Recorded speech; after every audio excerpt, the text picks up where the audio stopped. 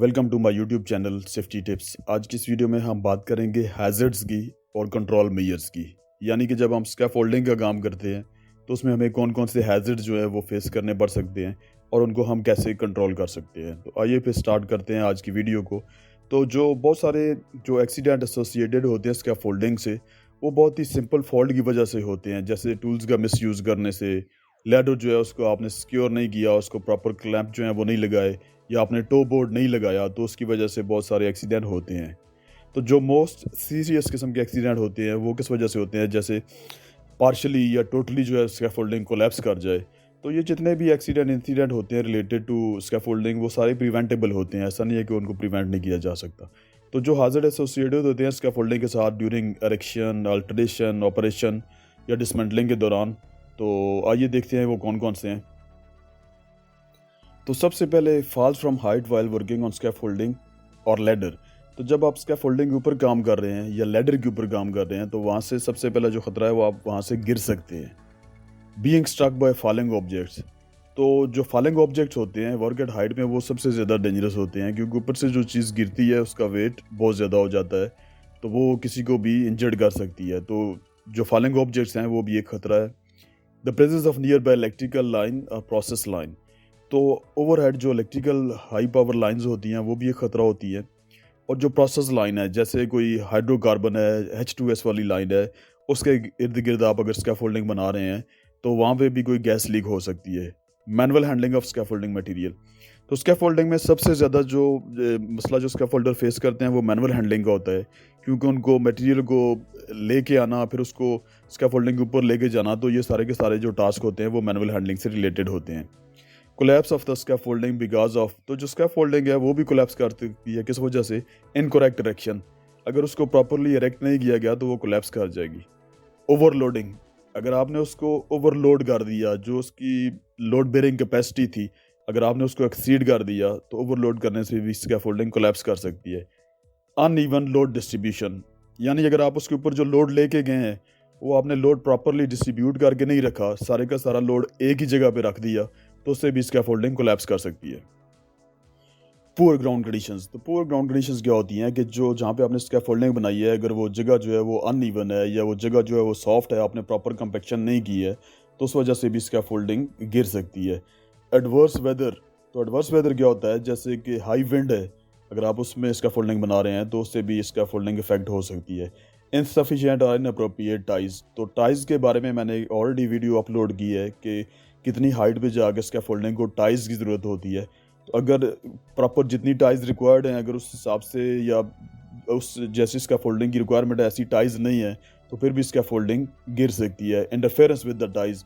अगर जो टाइज है उसके साथ कोई माल फंक्शन करता है तो फिर भी स्कैफोल्डिंग कोलैप्स कर सकती है। Vehicle collision. जहाँ पे आप स्कैफोल्डिंग बना रहे हैं वहाँ पे अगर व्हीकल मूवमेंट है तो वहाँ पे चांसेस हैं कि व्हीकल जो है वो भी कोलाइड कर सकती है स्कैफोल्डिंग के साथ। Incompatible components. तो जो कंपोनेंट्स आप यूज़ कर रहे हैं स्कैफोल्डिंग के लिए, वो अगर आपस में कंपैटिबल नहीं है, वो डिफरेंट हैं, तो उससे भी स्कैफोल्डिंग जो है वो स्टेबल नहीं रहेगी और वो गिर सकती है। Unauthorised alteration. यानी अनऑथोराइज्ड क्या होता है कि आपको पता है कि स्कैफोल्डिंग के अंदर जो अल्टरेशन है वो सिर्फ स्कैफोल्डर कर सकता है, लेकिन अगर जैसे कोई मैकेनिकल टीम काम करने के लिए गई है और वो देखते हैं कि उनके जो काम करने की जगह है वो कम है, तो वो बाज़ दफ़ा वो खुद ही स्कैफोल्डिंग के पाइप जो है वो बगैर ऑथोराइजेशन के उसमें अल्टरेशन करते हैं, तो उससे क्या होता है कि स्कैफोल्डिंग अनस्टेबल हो जाती है, तो उससे भी स्कैफोल्डिंग गिर सकती है। तो अभी हम बात करेंगे कंट्रोल मेजर्स के बारे में, कि जो हैज़र्ड्स हमने डिस्कस किए हैं उनको हम कंट्रोल कैसे कर सकते हैं। तो सबसे पहले आ जाता है वर्क एट हाइट। कोई भी जो काम है वो वर्क एट हाइट पे कैरी आउट करने से पहले हमें सबसे पहले उसका रिस्क असेसमेंट करना चाहिए कि इसमें क्या क्या रिस्क इन्वॉल्व है।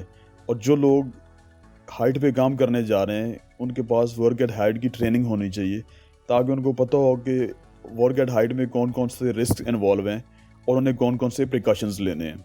फिर फॉलिंग ऑब्जेक्ट्स आ जाता है। तो जो जहाँ पे आप स्कैफोल्डिंग बना रहे हैं वो एरिया जो है वो बैरिकेड होना चाहिए और वहाँ पे क्लियर डिस्टेंस होना चाहिए स्ट्रक्चर से, जो आपकी बैरिकेशन है, ताकि अगर ऊपर से कोई चीज़ गिर जाए तो नीचे कोई भी बंदा अनऑथोराइज वहाँ पे काम नहीं कर रहा हो, तो उस एरिया को फुली बैरिकेडेड और ड्रॉप ऑब्जेक्ट्स वगैरह के साइनेजेस वहाँ पे होने चाहिए ताकि उस एरिया में कोई एंटर ना हो। Mechanise shifting of material and tools such as by using rope, pulley and bag.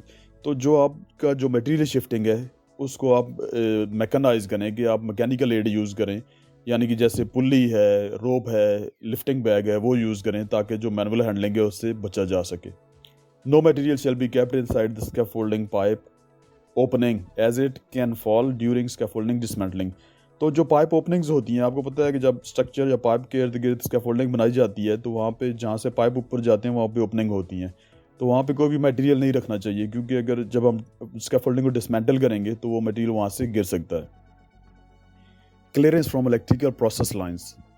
तो कोई भी ऑपरेशनल या प्रेशराइज जो प्रोसेस लाइन है, वहाँ पे जब हम स्कैफोल्डिंग बना रहे हैं तो उस लाइन को एज ए सपोर्ट यूज़ नहीं करना चाहिए स्कैफोल्डिंग के लिए। Clearance shall be defined in the planning stage and maintained during the erection and use of scaffolding for overhead electrical line and nearby process line। तो जो planning stage होती है उसमें ये चीज़ प्लान करनी चाहिए कि ऊपर अगर कोई ओवरहेड इलेक्ट्रिकल लाइंस हैं या कोई प्रोसेस लाइंस हैं तो उसे हमें कितना डिस्टेंस मेंटेन करना है। फिर पीपीज़ आ जाता है, तो personal shall wear standard PP at all time at work area. तो जो बंदे भी काम में इन्वॉल्व हैं, जो भी मैंडेटरी पीपीज़ है वो उन सबको पहनना चाहिए। Safety helmet with chin strap. तो जो सेफ्टी हेलमेट है उसके साथ चिन स्ट्रैप होनी चाहिए, क्योंकि अगर आप हाइट पे काम करते हैं तो वहाँ पे हेलमेट गिरने का ज़्यादा चांसेस होते हैं, तो चिन स्ट्रैप पहननी चाहिए।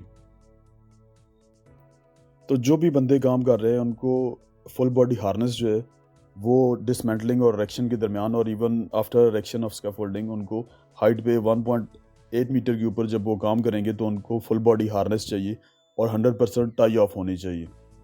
और जो जो पानी के ऊपर काम करते हैं उनको पर्सनल फ्लोटेशन डिवाइसेस जो हैं वो यूज़ करनी चाहिए, अगर इन केस वो पानी में गिर जाते हैं तो वो ताकि पानी में डूबे नहीं।